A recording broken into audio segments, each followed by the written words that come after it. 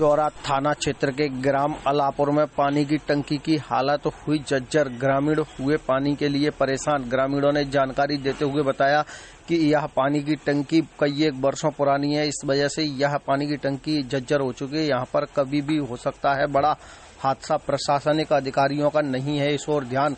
ग्रामीणों को हमेशा हादसा होने का डर सताता रहता है। पानी की टंकी एकदम जर्जर हालत में है। वार्ड क्रमांक 6 सन 1989 की पानी की टंकी है और वो जर्जर हालत में गिरने की अवस्था में किसी भी टाइम गिर सकती है। और इसकी ओर न प्रशासन, न विधायक, न ग्राम प्रधान या सरपंच, इनका एक का भी इस ओर ध्यान नहीं है। बड़ी दुर्घटना होने की संभावना है। और गांव के 25% हिस्से में पानी की नल जल योजना की व्यवस्था है और 75% हिस्से में अभी पानी की कोई व्यवस्था नहीं है। पूरी तरीका से ठप डली है पानी सप्लाई।